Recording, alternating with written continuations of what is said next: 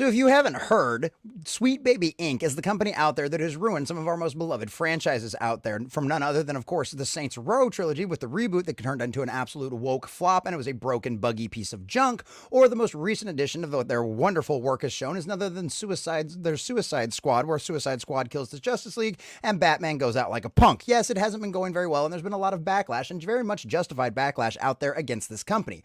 Well, so over the weekend, a lovely little creator out there decided to curate a list of all of the games that Sweet Baby Inc. had been involved with and decided to put it out there on Steam so that way everybody would know which games to avoid, because we've seen the taint of what the woke cult activists do to basically anything they get involved in. Well, boys and girls, it looks like sweet justice is coming, because after a weekend of mostly silence from Sweet Baby Inc., we now have the employee who tried to cancel the gamer over boycott list gets their X account limited. Boys and girls, there is justice still in the world. Sweet Baby Inc. employee Chris Kindred, who attempted to get a Steam curator list taken down, as well as a gamer Cabrutus banned from the platform, got her X account limited. Boy, doesn't that suck how it backfires on you nowadays when you don't control everything anymore? We are winning, boys and girls. Kindred attempted to get Cabrutus and his Steam curator list taken down in a series of posts on X. First, Kindred wrote, "The Steam curator harassment group Sweet Baby Inc. detected is led by this person, Cara Brutus Rambo. Here's them trying to be so slick that they don't get reported. Even with the discriminatory language filed off, the group itself still fails the code of conduct. Aww." Next, Kindred stated, "Any way to report the fuck out of this group? Aww." Finally, Kindred added, "And report the creator since he loves his account so much." So once again, when they talk about cancel culture, when they talk about the cancel mob, when they talk about the cancel pigs, as one of our lovely comic book creators out there has so lovely coined them, when the cancel pigs, this is what they've always done. This is how they've gotten people fired from their jobs. This is how they got accounts banned. This is how they get YouTube channels nuked. This is what they do. They will spam report stuff. And eventually the company's just like, screw it, whatever, and just throws it away. Now, fortunately enough, X doesn't do that anymore, thank God. But that's how these people have always done this. How they've ruined people's lives by doing exactly this right here. And you've got the proof right in front of you. This has happened time and time again. Kendra revealed on her Blue Sky, her X account was limited, writing, "They got my ass. I'm guessing a few hundred gamers reported me. Turnabout's fair play. Now, isn't it? Isn't it, Chris? Isn't it? Boy, that sucks when the cancel mob comes for you, except it's not even a cancel mob anymore. We're just properly calling you out for intentionally trying to incite other people to try to cancel you on something, which I bet you that violates Twitter or X's terms and services, which is why they limited your account, huh? Because that would be harassment.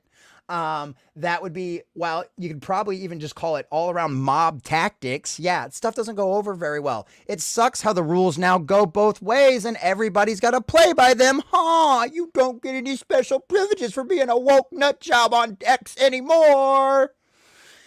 Ha. Kindred then shared a screenshot that reads, "After careful review, we determined your account broke the X rules. Your account is temporarily in read-only mode, which means you can't post, repost, or like content. Most accounts regain full access in a week, but it could take longer." Does everybody take a victory lap? Everybody just take a little victory lap, okay? We're winning. This is why I'm positive. This is why I'm hopeful for the future. This right shows you here this is winning, because when it was Twitter 2 years ago, they could have gotten away with this. This person would have got would have got their account nuked off of Twitter. They would have gotten banned off of Steam. All this other stuff. All this would have happened just 2 years ago. 2 years ago, all that would happen. Now, now everybody's got to play by the same rules. And your harassment campaigns that the old regime at Twitter ignored and probably even encouraged is gone. Can't hide behind that crap anymore. And this is beautiful. Kendra also shared another screenshot that reads, "We have determined that you have violated X rules, so we've temporarily limited some of your account features. While in this state, you can still browse X, but you're limited only to sending direct messages to your followers. No posts, reposts, follows, or likes. Your account will be restored to functionality in 6 days and 20 hours. You got your temporary ban because they just suspend people now, right? Twitter doesn't outright ban anybody anymore. So even this little psychopathic nut job will eventually be back in 6 days and 200 hours at the time of this recording. Kindred also expressed a number of defeatist feelings after the X account was limited, trolling their forums and chats and realizing they don't care about Sweet Baby at all. Sweet Baby is just the most visible and the most vulnerable. They think we're some super firm funded by BlackRock, receiving ESG funding and tasked by some entity to hold the studios hostage. While all your stuff, according to your own websites, was a bunch of woke garbage cult shit, and every company that you advised for ended up losing a bunch of money on the games because they turned into a bunch of woke garbage that nobody wanted to play. Huh. They don't know how many of us are there, so they make it up. They don't know what we do say, so they make it up. They don't know what impact our work has on the studios, so they hire us, so they make it up. It's not hard to follow the trail line on this one. And when they have that many open spaces to play in, they can create their own boogeyman. They think we're actively making games worse when studios are the ones making the choices they balk at. The nature of work is often at the end, and it's often just looking at things. Yeah, except that just doesn't work out. And he continues to whine. As a unit, we have no power toward any of the clients we work with. They're mad at the market conditions. They're mad at the studio decisions. They're mad at the world changing away from their fascist beliefs. There it is. There it is. It's the fans' fault. You're a bunch of fascists. It's your fault. You're homophobic. You're transphobic. You're whatever the fuck phobic they want to come up with whenever the time and need suits them. This is it right here. This is the infestation of the cult woke mind virus, people possessed by the spirit of the age. This is it right here. This is 100% who this person is. This is an absolute activist of the cult. And the fact that they went out there and said this is hilarious. It's your fault, not our fault for making shitty woke ass garbage games and ruining franchises that used to be fun and a lot of good times to play. No, it's your fault because you don't understand. You don't understand. You don't get it. We're so above you. We're so above you. We're so enlightened. The world is changing, and you're going to get left behind if you don't change with it. Except that hasn't actually worked, has it? Because actually, your psychopathic nutjob ideology is actually the one losing. Because the majority of people out there, contrary to popular belief and contrary to see what we see on social media, are still rational, sane individuals. The company has always been center-right, which means the Western market, because America is the biggest market for this kind of stuff outside of, just flat out, is the biggest market for this kind of stuff. So our market determines what happens in the rest of the market. We affect the rest of Western civilization when it comes to the choices we make.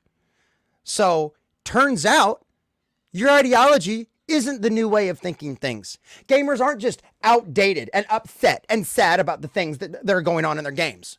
No. It's not just us. It's everyone. It's everyone except your little San Francisco bubble, your little Silicon Valley bubble, your little psychopathic cult bubble, where you're only surrounded by the exact same people that think like you, say the exact same thing as you, and even those that actually do disagree with you are too terrified to say anything because they knew they'll lose out on all their opportunities. Except, boy, times are a-changing, aren't they? Because now you're the ones that are going to be out of jobs. You're going to be the ones who won't have any money to fund your nonsense anymore. And at the end of the day, the gamers are going to win. The fans are going to win. The fandom always wins. Because when you reject us, you lose everything.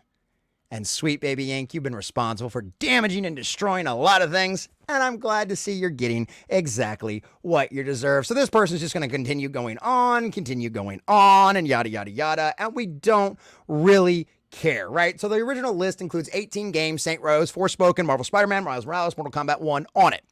A bunch of different stuff. And this is the guy that was responsible for all this, right? The Steam creator list was created by Cabarutos and had around 20,000 followers around the time Kindred attempted to get him canceled. As of writing, he currently has 126,000 followers. Hell yes, Cabarutos. Hell yes. Hell yes. But the list tracks games that Sweet Baby Inc. has worked and does not recommend them. The list currently includes 16 games. And now we know it's up. The original included 18 games, and so they took it down. Now it's got 16. Tales of Kinza, NeoCab, After Love, Dungeons and Dragons, Dark Alliance, a bunch of stuff on here.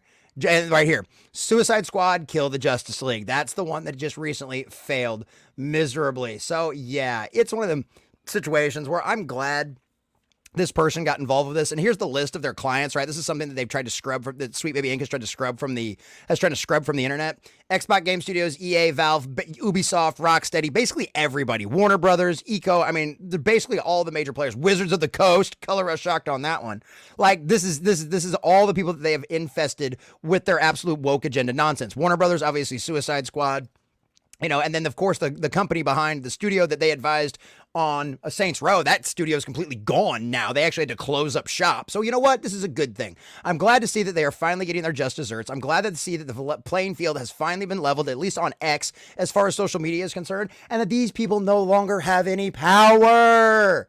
Their power is gone, and the fandom is winning. The fans are winning, boys and girls, and keep the pedal to the metal. Do not stop. Do not give up. Keep going forward because we are winning, and at the end of this, we will win. We will get stories. We will get good stories again. We will get good games again, and all of this will just be left as a very dark spot in the culture, a black ages, a dark ages of our current modern culture, and we'll remember it as nothing more than a lesson as to what to never, ever do going forward.